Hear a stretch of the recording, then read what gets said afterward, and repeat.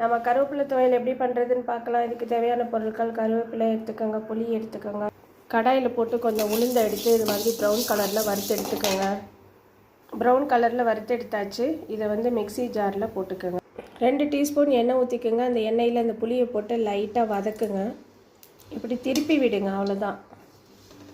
எண்ணெய் சூடானதும் லைட்டாக திருப்பி விட்டிங்கன்னா போதும், வேறு ஒன்றும் செய்ய வேணாம். இதை எடுத்து ஜாரில் போட்டுக்கோங்க. 7 வரமிளகாய் போட்டு அதையும் நல்லா வறுத்து எடுத்துக்கோங்க. இலையை போட்டுக்கோங்க. இலையை ரொம்ப வதக்க வேணாம், இந்த அளவுக்கு வதங்கினா போதும். இப்போ இது எல்லாத்தையும் நாம் பேஸ்ட்டாக எடுத்து அரைக்க போகிறோம். நல்லா உப்பு கொஞ்சம் போட்டுக்கோங்க.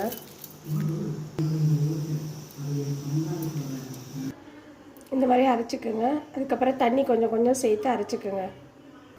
கருவேப்பிலை துவையல் சூப்பராக அரைச்சாச்சு. இதை நீங்கள் சாதத்தில் போட்டு சாப்பிட்டு பாருங்கள். சாதத்தில் போட்டு கொஞ்சோண்டு நல்லெண்ணெய் விட்டு சாப்பிட்ணும். சூப்பராக டேஸ்ட்டாக இருக்கும்.